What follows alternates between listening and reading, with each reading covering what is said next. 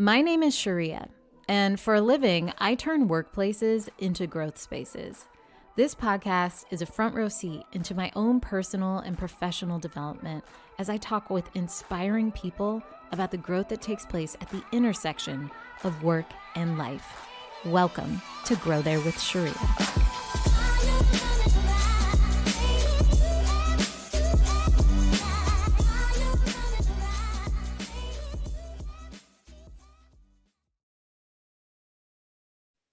I'm right-handed, but lately I've been feeling like my left hand wants to play. And so I've been experimenting a little with letting it do ordinary tasks. Like one of the main ones is brushing my teeth. Now, mind you, full disclosure, I have to let my right hand go back through and brush my teeth. Otherwise, I would not have clean teeth. But when I do it, I have this funny little dialogue that's happening where I basically become three different entities. My right hand, actually, sorry, that's my left hand. My right hand, my left hand, and like, let's just call it my head or my face. My right hand is like a 6-year-old. It's like the 6-year-old sister to my left hand, which is a toddler. And then you've got my head, which is kind of like the parent. And as I'm brushing my teeth, my 6-year-old sibling to the toddler is really impatient with this toddler that's trying to brush the teeth. And it's just impatient. It's like trying to boss it around, trying to tell it to go faster, trying to tell it, here's how you do it. Let me take it. Let me take over.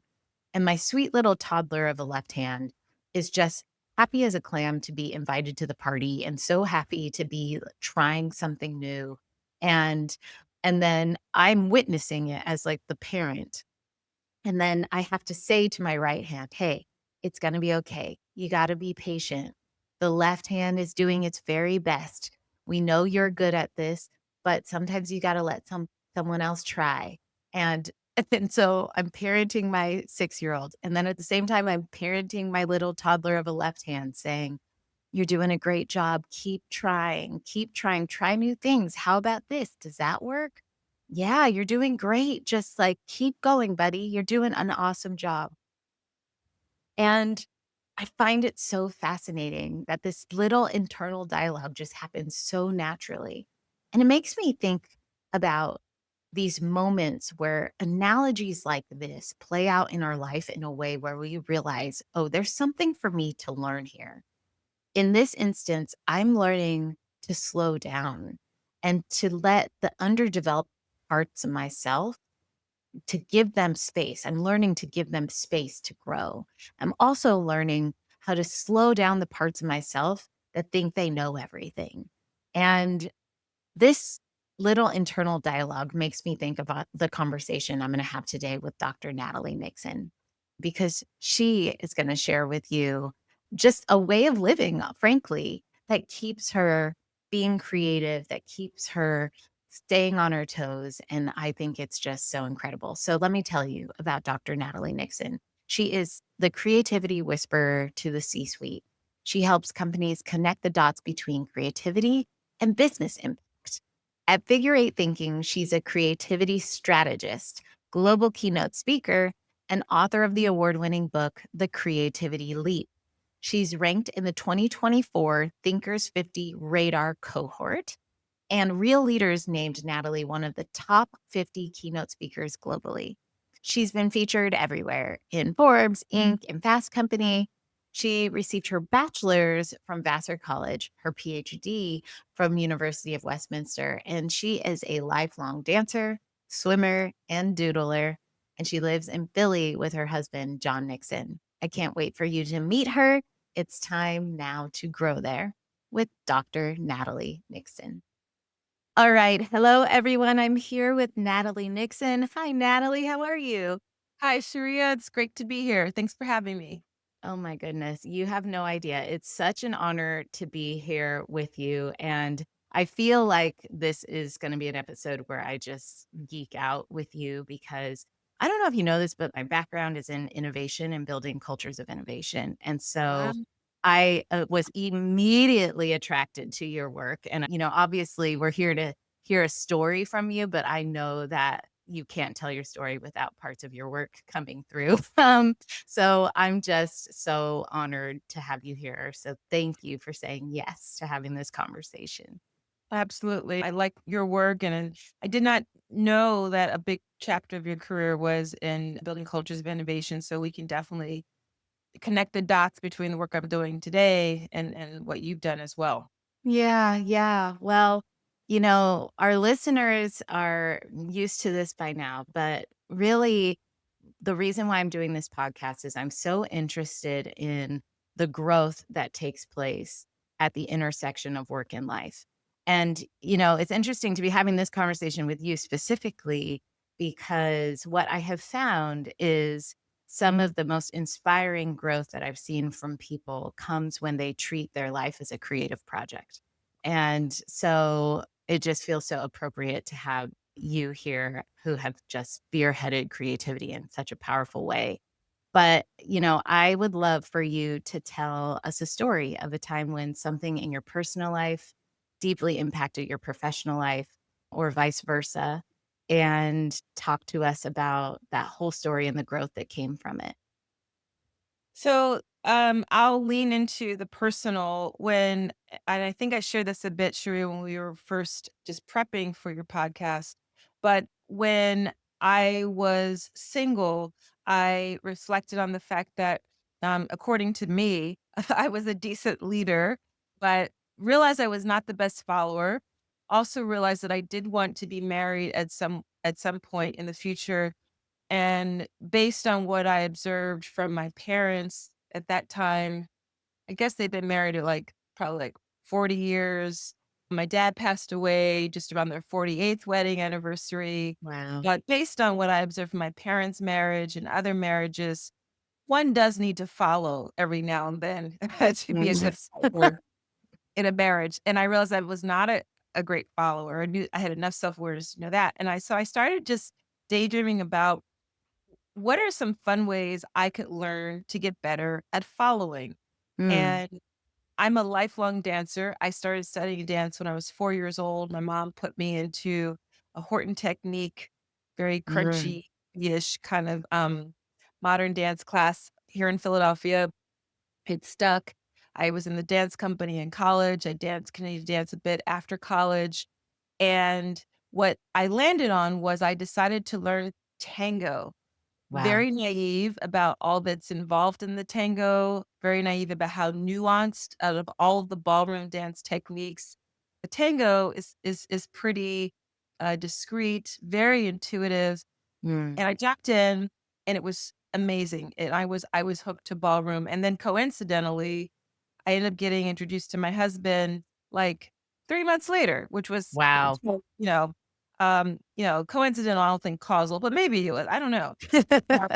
But my point in sharing that story is that, A, learning to dance ballroom has been incredibly helpful in training me to be a better follower. It's also Mm, helped me to reflect on how important knowing how to follow is in leadership, mm, because when you know how to follow, you know how to actively listen, you know how to wait and pause, you know how to into your intuition, and mm, all of these are really significant skill sets for all great leaders. And as a former well, as a lifelong dancer, he knows a bit about dance technique. There's certain things in the language of dance that are kind of consistent. I had to learn, for example, and I'm still learning, not to back lead. And so back leading is mm. you're in the role of being the follower, but you're kind of a little bossy, and you're not actually allowing the lead to try to anticipate too much, right? Mm, So that has been an incredible build in my professional career. And the other thing that's happened as I have committed to consistently studying ballroom for the past 5 years. So I got married some 16 years ago, and I kind of paused now and then from studying ballroom, but I've been consistently practicing it for 5 years. mm, Is that my teacher, Nadari, he is always making these instructional corrections and fixes that are just these life lessons. He'll make mm, comments such as, slow down, or you're rushing, I'm here for you, or you don't have to do this by yourself, Mm. or mainly slow down, you're rushing is Yeah. uh, but that's also something that is so important in my work. You know, the Navy SEALs have, and all these other elite armed forces groups have these expressions such as slow is smooth and smooth is fast. And Mm. so we're able to slow down because we have to wait, we have to intuit, we have to really connect Mm. the person. These have been incredible lessons in my career in building a business and building a team. Yeah. I wanna go back. First of all, I find this so fascinating and truly beautiful to have the awareness to come into awareness about something about yourself and then find a tactile, tangible way to practice shifting that behavior from the outside in and the inside out feels just so powerful and honestly inspiring when I'm now trying to run through some of my personal challenges and think about how do I apply learning in a way that feels like what you were able to do with this. So I want to go back to, if you don't mind, what were some of the symptoms of realizing that you weren't a great follower? That's hilarious. What were the symptoms that I had this aggrieved condition? Um, gosh, some of the symptoms were I was single for quite for some time. I got married when I was 39 years old. Mm. The symptoms were things like it's okay to have a plan A, B, and C and know that you are your plan A, B, and C, but it's also okay to ask for help, right? Mm. And so realizing that when I was getting frustrated or feeling I was burning the candle from both ends, like, just because you might be able to do it by yourself doesn't mean it's the best way to do it or the most fun and pleasurable way to do it or the Yeah. most it might not even be the most really efficient, probably is not the most efficient way to do it. And a book that I've been sharing a lot with a lot of different people is a book that I read last summer called Who Not How, by Mm. Ben Hardy and Dan Sullivan, which is all about shifting to a much more collaborative mode. Instead of asking, "How might I get X done?" we should be asking, "Who could I hire? Who could I partner with? Who could I start working with to help me do this thing better?" So one symptom was just burnout and frustration, and then sitting myself down and realizing it probably doesn't have to be this way. Mm. And probably another symptom to that I was not the best follower is that, in leadership, things go wrong and you're not perfect. So at the time, the leadership role I had was that I was the founding director of the Strategic Design MBA program at Philadelphia University, which is now Thomas Jefferson University. So in my a previous chapter of my career, I was a professor for 16 Yeah. years. So the last 6 years of that chapter of my career, I was this founding director of a strategic design MBA program. And a lot of that was community building. A lot of that was having the ability to listen to what my graduate students were asking for. And sometimes I was good at it, and sometimes I was not so great at it. And I Mm. would know when I was not so great at it. I would get immediate feedback.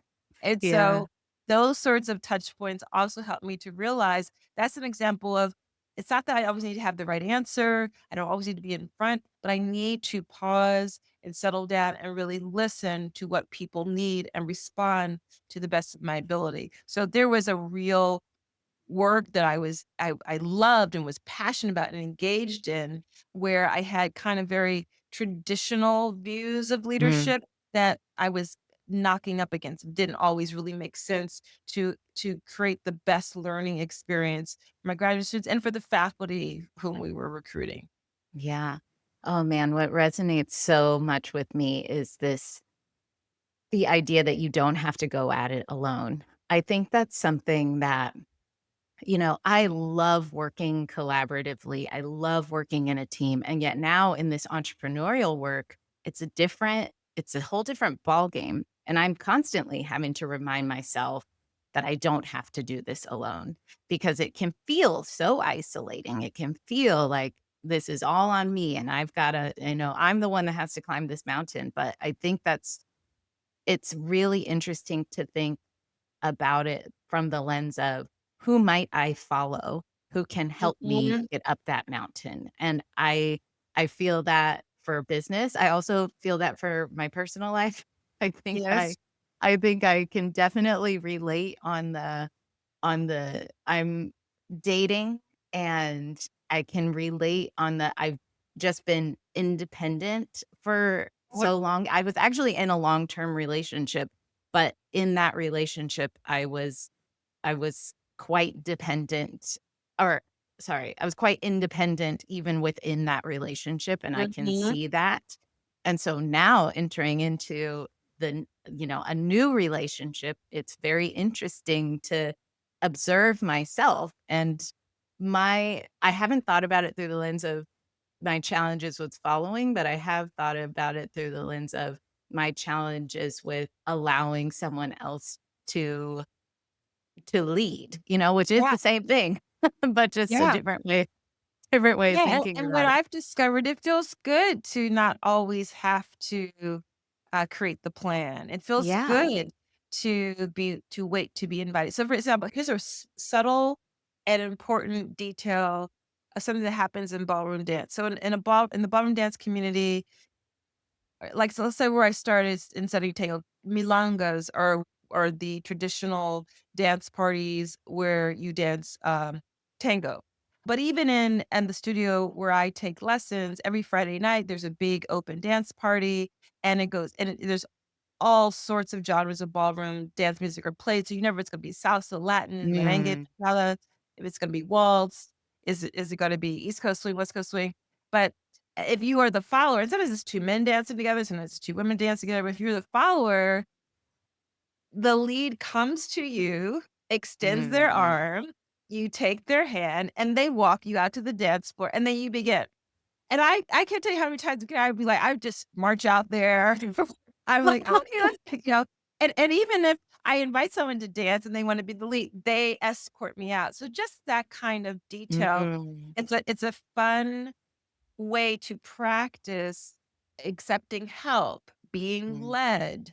It opens up spaciousness in your mind, in your heart, in your Yeah, brain when you can do that. And to your like mental experiment that you've been going through, like what could I do to practice what I've decided I want to get better at? There's this expression I used a lot when I was talking about my last book, The Creativity Leap, which is to become a clumsy student of anything but of something. Become a yes. clumsy student, right? Something where you are not the smartest person in the room, where you are bound to mess up and you're giggling Mhm. all the way, right? Uh, Yes. right? Because the stakes are low. It's fun, whether it's bowling or learning to do auto mechanics or code or gardening or dance or swim, whatever it is. But it's so important because what I have learned what a lot of my next book is about is that it sparks different neural synapses in the brain Yes. so that when you return to the work at hand, you're actually a lot better at that. And here's an example of what I mean. I have this framework called the 3 Is, which are how you get better at what I call toggling between wonder and rigor to solve problems. And the 3 Is are inquiry, improvisation, and intuition, which are huge categories in and of themselves. But Mhm.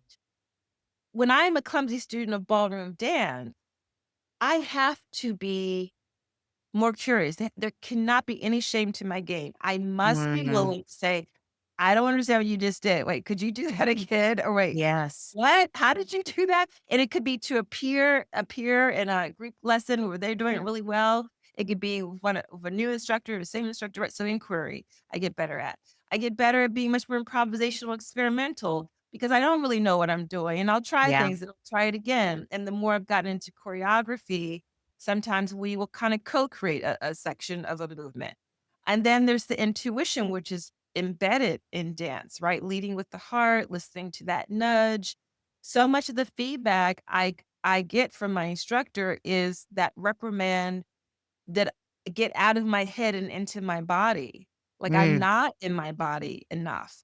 And Mm. he says, "I could see on your face, here this it's just it's clicking away." He's like, "Stop thinking, like, let's see, Mhm. stop thinking, it flows," right? So, inquiry, improvisation, intuition, Mm. and each time I'm practicing that in something that I love, that's playful, that's also quite rigorous, I'm igniting different neurosynapses in my mind so that when I go back to advising a client, writing an article, delivering a keynote, I am getting much better at that. So, an example I've given in the past is that probably 6 months into studying ballroom more consistently, I was on a client call and they kept throwing out all these acronyms, and I had no idea what they were talking about. It was a Zoom call, and I thought, "I probably should know what they're talking about. I don't know what they're talking about." So finally, I just asked, I said, "Excuse me, what is the ABC of XYZ?" And they kind of paused and they were like, "You know what? Wait, what did we," they forgot what it meant.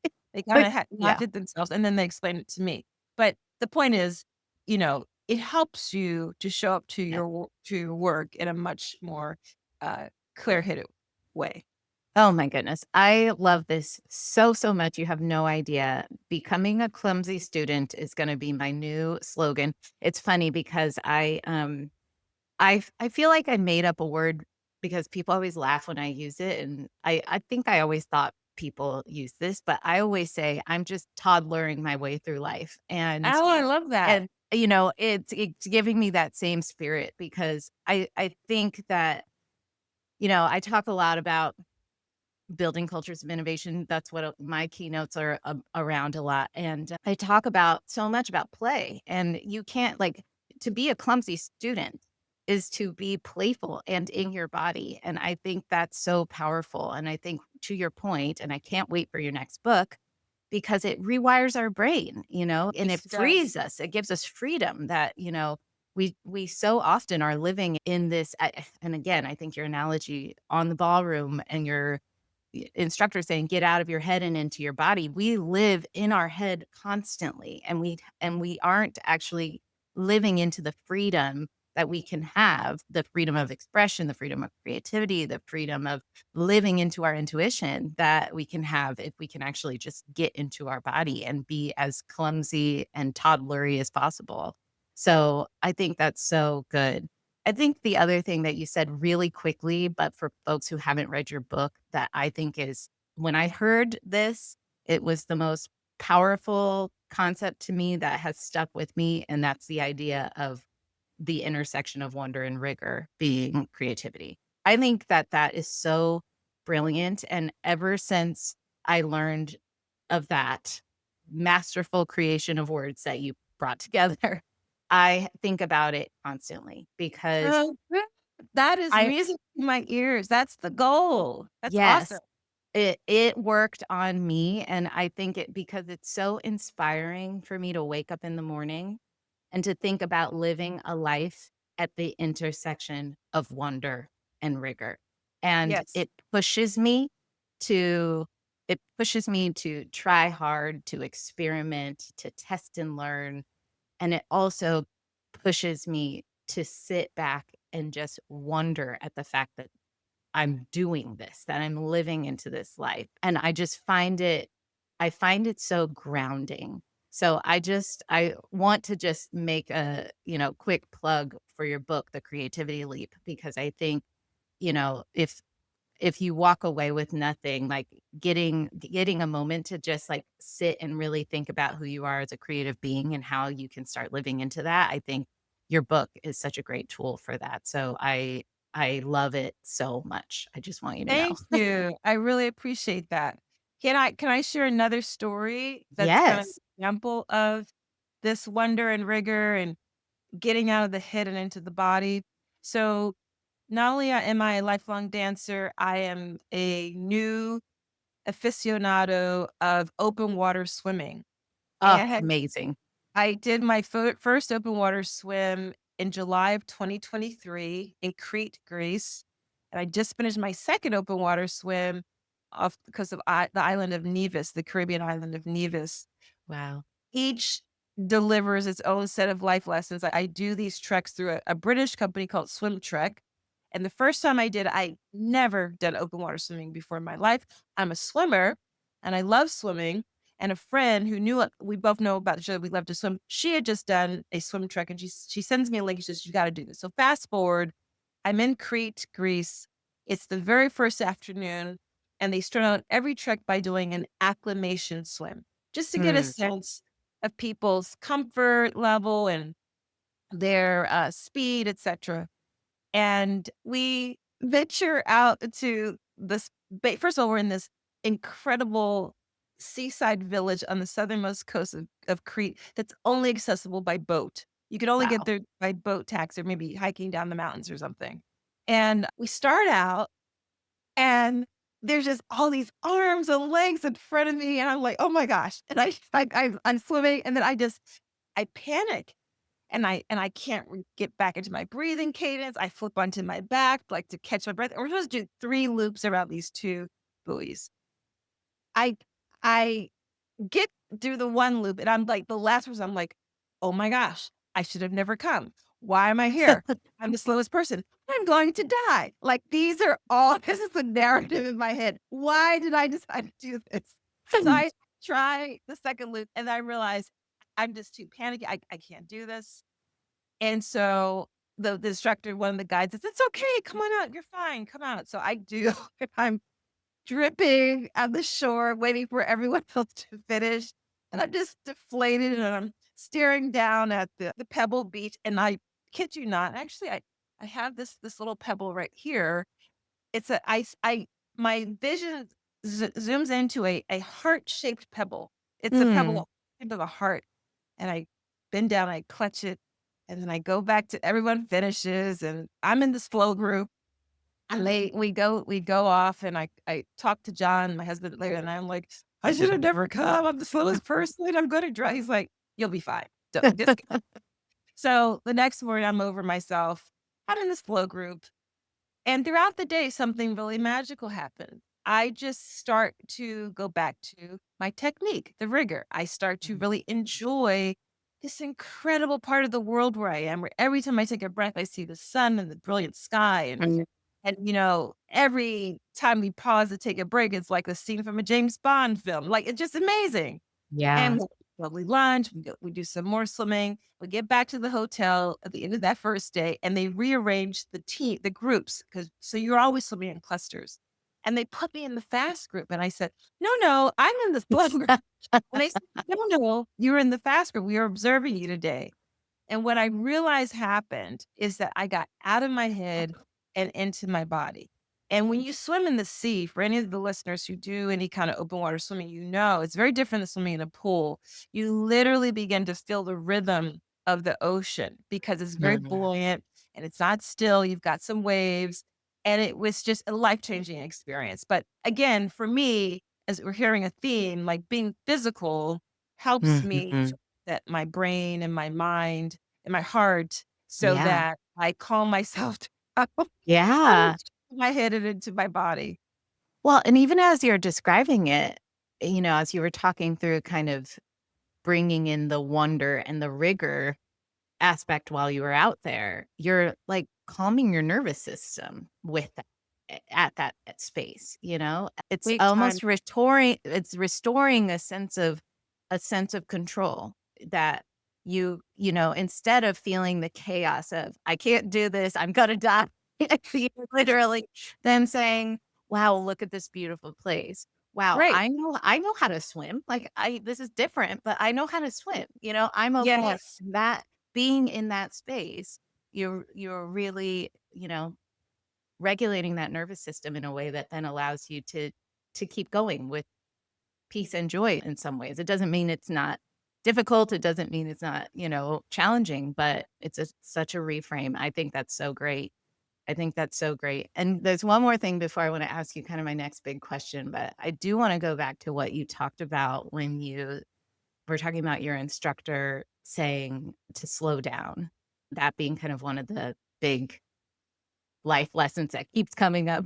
I think this is one of the big challenges we have as humanity in this fast-paced world is that we are, for many reasons, we really struggle to slow down. We really struggle to take it all in and do what you did when you went back out into that water and actually slow down, wonder at what's around us, start applying the rigor of the thing that we already know how to do and to trust ourselves to do it and trust our body Yep. to do it. And I think that's such, it's so simple.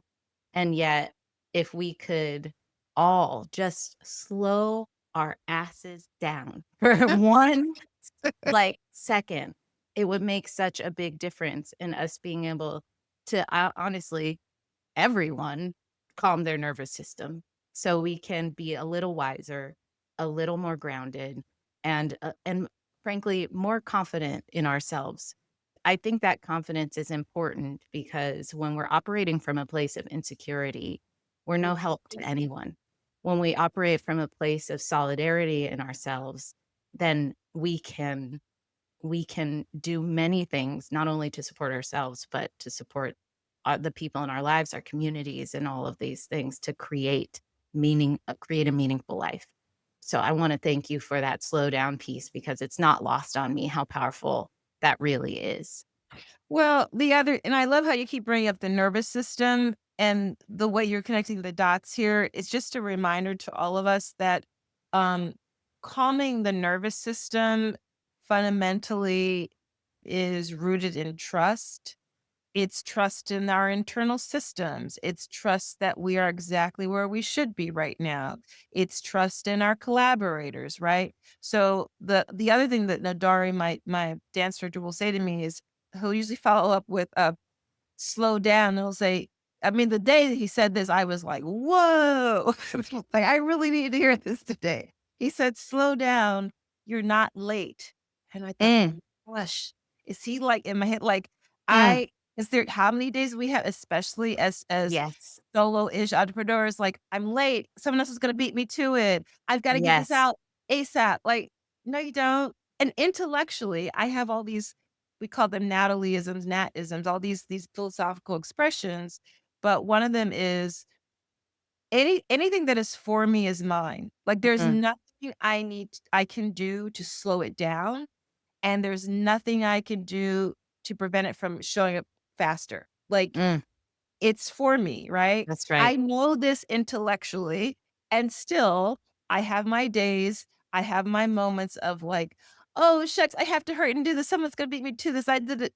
No, and so Yeah. when Yari reprimands me in that way, "Slow down, you're not late," it's like, wow, Yeah. like, that is That's a true powerful. statement. Yeah, That is you're so not late. powerful. You're not late. I hope everybody just takes a minute to let that sink in because I think that is, it's just so good. And now I feel like I need to write it on my it's funny. I once heard that Oprah every morning wakes up and says thank you. And I loved that so much. And so right by my bed on my night table is a little sticker that says thank you. I might need to write slow down, you're not late You're on not late. Yes, that's good. yeah. Yeah. I think that's so powerful. So you shared so much about how you've grown as, as a result of, I mean, you started with realizing that you're not so great at following, and then all of this has come from it. But I'm curious if you were to summarize your growth um, through the story that you told, how would you summarize it? Well, Uh, my my basic premise of growth is that growth is not a straight line. Hmm. Growth, and I write about this in my next book, Move, Think, Rest. Growth is the visual we should have about growth is that of a bicycle wheel, right? The way a bicycle wheel gets traction is it goes forward, it goes down, it grabs some dirt and Hmm. grit to get traction, it comes back up. And that's what propels us forward. Mm, Yet when we doodle a visual of growth, it's an XY axis and then this line mm, extending from the origin going straight line, arrow up. And when companies are trying to prove that they are really successful, they want to, sprinkle some pixie dust over the dips. and Mhm. the low points and just emphasize that they're going up, up, up, up, up. And there's nothing in the natural world that has resulted in creative growth that looks like that, that looks like a Yeah. straight line arrow, Yeah. right? It's Yeah. full of peaks and valleys. It has ups and downs. I was sharing with you that John and I just took a nice little vacation in Aruba. It happened to be what they call their rainy season, which was hilarious because it would rain for like 4 minutes and then it would stop for 7.5 minutes. It's raining and then it would stop. But the cool thing about being there during their air quotes rainy season is that there were so many rainbows, right? Mm. And there was one afternoon where I was sitting on the beach and the storm was coming in. So I just kept sitting in my chairs. I knew it would pass. And the beautiful thing is for this particular storm, you could just, when you see a storm on the beach and you can see far away, it almost looks like gray sheets and there's Yes. some clouds behind me. And miraculously, it just got gray and the storm blew out to sea. And I said to one of the gentlemen who was helping arrange chairs and stuff out there, I was like, "This is amazing. The storm blew out to sea." He said, "Yes, let it go, let it go." And it Mm. was such a wise affirmation about how we need to treat the times when it's rainy, when it's stormy. Yeah. Sometimes we'll have to endure getting soaked, but Sure. the good thing about getting wet and soaked is you could dry off. Yeah. And, Yeah. sometimes it passes over, and the growth for me is just really reminding myself constantly that it is not a straight line, that Yeah. it does require, yes, some forward movement to show us where we were, but then you've gotta go down a bit again to get traction to propel yourself forward. So that bicycle wheel motion is a much more realistic visual that depicts growth than Mm. is the kind of cartoonish straight line arrow Yeah. from left Uh, to I lo right. I love that so much. I think it's so wise. And, I feel like you've already given such great insight around so my next question is, if you were to give a piece of advice to businesses and business leaders, which you do all the time, you give many pieces of advice, but if you were to give a piece of advice to businesses and business leaders based on your story of growth that they could use to enhance their cultures in some way, what would it be? This is probably because this is very top of mind for me right now. I'm putting to bed the manuscript for Move, Think, Rest. It comes out in September 2025. But Incredible. the advice I would just want leaders and companies to remember is that organizations are organisms Mm. and that the building of a culture, the building of growth for whatever the products, services, or experiences that you're selling, it's inside out work. And it's Yes. increasingly going to be inside out work. And what I mean by inside out work is that we have to remember that because organizations are organisms, they're made up of humans, they're imperfect, they are inconsistent, and they are not predictive. And behavioral economics gave us a lot of great models and language to remember the human in markets and to remember that at the end of the day, as a leader, you will be able to attract and retain the best talent and ultimately be the most profitable when you lead with seeing the people on your team as humans first, Mm. realizing that this inside out work, that you need to give time and space for them to develop that clumsy student in themselves, and then be curious about Yes. what are you a clumsy student of? Oh, that's so interesting. We could actually use that attribute and that talent and that skill in this next project. Would you be willing to share about that in our next call? I think that gives us an insight about this new market we're trying to connect with and relate to. I never knew that you were really interested in game design or in knitting or in coding, whatever it is, right? Or in Yeah. ballroom dance, right? Yes. So Yes. so being curious to really tap into the inside out nature of work is important. And the reason why work is increasingly becoming inside out is because of so much technology, AI, Yes. robotics, Internet of Things. It means that we can have technology that does basic tasks, and Yes. that opens up space and time for us to really amplify what makes us uniquely human. Yes. Oh my goodness. I feel like it's so funny because a friend who's coming on the podcast, we had a conversation about this very thing, almost verbatim what you're saying right now, and I'm just so happy to hear the wisdom coming out of your mouth, and I hope that folks are listening up to it. So, before we end, I'd love to jump into some rapid fire questions, but I do just wanna say that it's been such a privilege to have this conversation, and I'm so grateful for you. So, let's Cue. talk rapid fire. Fill in the blank. Growth is Not a straight line.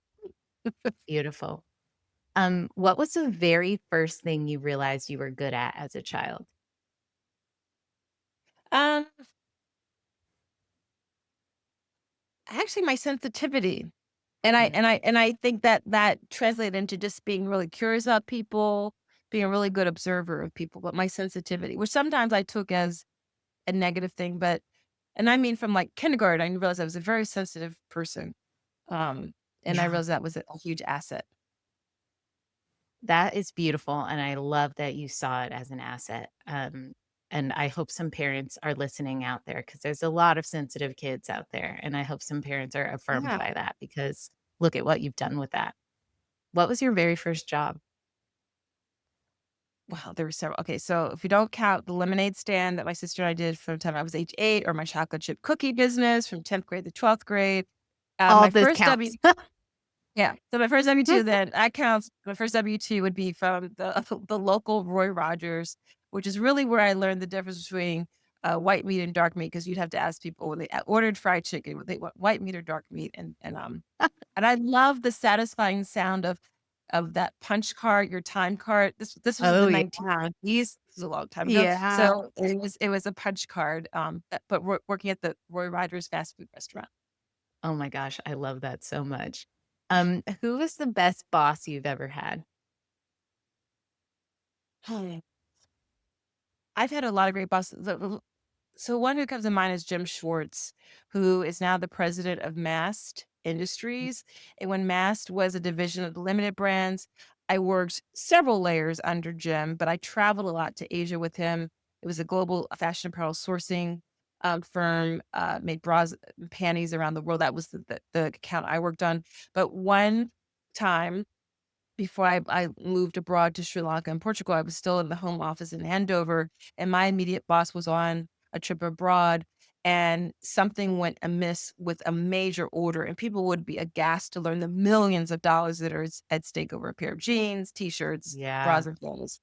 And, I had to walk into and I stayed up until, like, 2 in the morning trying to figure out what went wrong with this order, and I couldn't figure out, and I couldn't get in touch with my immediate boss, and I walked into Jim's office, and I thought I was gonna get fired, and I basically did a mea culpa, and I said, "This has happened. This is the amount of dollars that we stand to lose. This is what I've thought about that could happen." But I was, like, quaking, and he looks at me, and he says, "Sit down." And I was like, "Okay." And he just looks at me, he goes, "You know what? When we make mistakes, it's just because we're trying." And I was like, "Oh Mm, my god." It was just the most compassionate response that any mhm. boss could have had in that moment to a newbie. It turned out that, so we worked through the problem, and as he used to like to quip, "We're not doing heart surgery here. This is this is just Yeah, clothing." yeah. Uh, but when my boss did come back, it turned out she had forgotten to insert a key piece of Mm, information. So the learning was, even if it ultimately is not your fault, to stand up for the mistake. It's not gonna mm, be the end of the world, and hopefully you have a compassionate leader to, work through the issue with you. yeah, I love that. What's something you're trying to learn right now? I'm learning how to digitize my content and make it available to millions of people, because I Yes. really believe in the work that I do, and I know that it's limited at scale to I mean, I love being in front of people and interact with people, and that's one dimension of my work. This next level is to figure out how to really productize it and make it available in a digital play at scale. I love that, and that's gonna happen, and I can't wait to see it unfold. Thank you. Um, what's something you're trying to unlearn? Negative self-talk. I still have my negative Nancy on my shoulder that's, Get still away, there. Nancy. Yeah, like, brush that off, but, Yeah. I'm aware. Yeah, well, Nancy just needs to pipe down. Um, tell me tell me a name or sorry, tell me a book or a movie that changed your life. Okay, I absolutely love a novel by J. California Cooper called In Mm. Search of Satisfaction. I used to read that book, like, once a year. I haven't read it again in years, but it was just an incredible love story and an example of Black love that was so Mm. inspiring to me.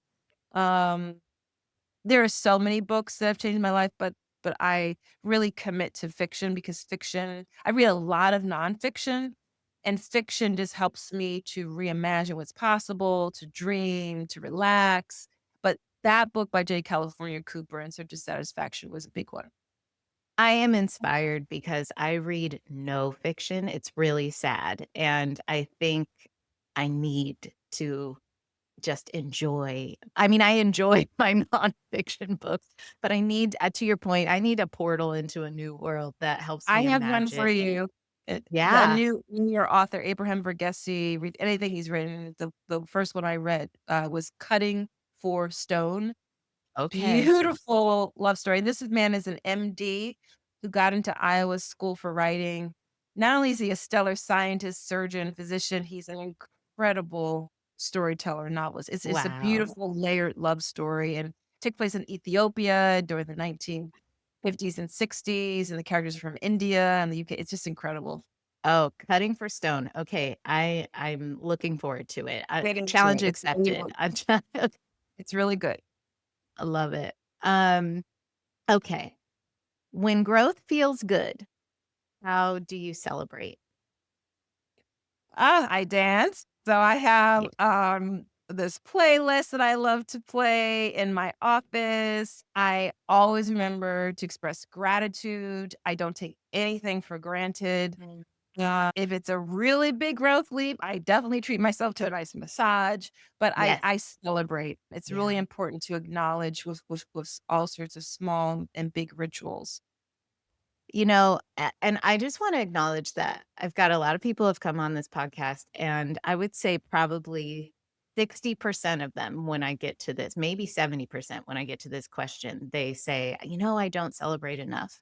And No. I know it breaks my heart, and I wanna just highlight that I think the way you just answered this question feels like you did it with so much energy, and I think that's because that's the person who lives a creative life has learned how to celebrate, has learned how to live in the wonder, and so I hope that I'm inspired, and I hope that others are inspired to just hear how it can feel when you are tapped in and turned on to your creative self, like, you actually have space to celebrate Yes. living this life. Yeah. I literally have a happy dance that I Mhm. do in my office. Also, if any of the listeners need a visual, look at how the dudes in the NFL celebrate every time they get a touchdown. Yes. They are shameless and look ridiculous, but they do not Yes. care. They're Yes.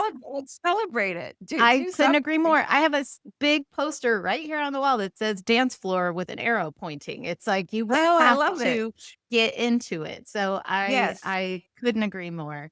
When growth feels hard, how do you take care of yourself? Um, I go for a walk. I have an honest, emotional, vulnerable talk with my husband. I'm really fortunate to have a life partner who's amazing, who is my biggest encourager.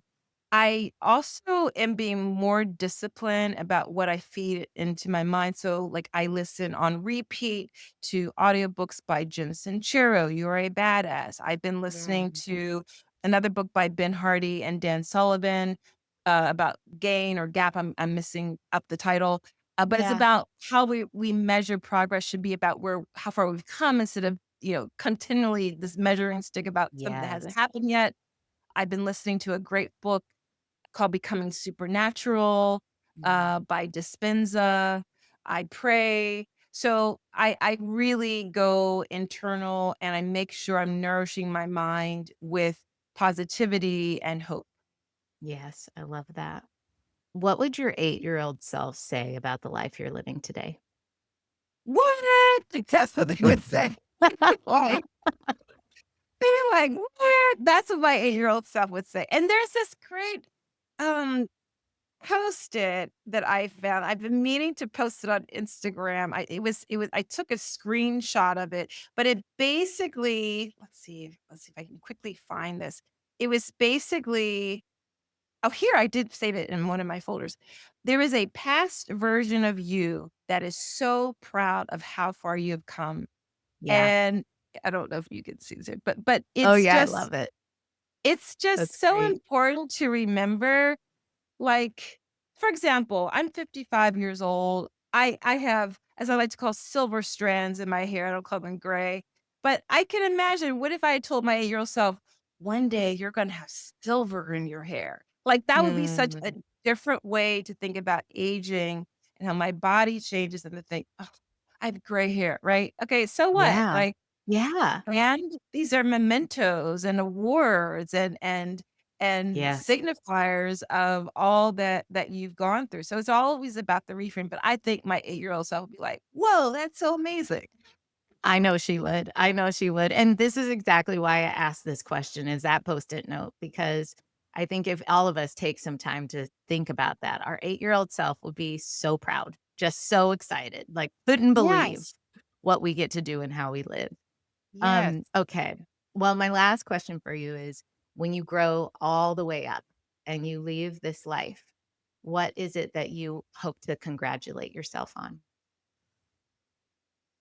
That you kept showing up, that you kept trying, uh, that you beat me. My enthusiasm continued to help me persist. Like, I did not stop trying. Yeah. Yeah.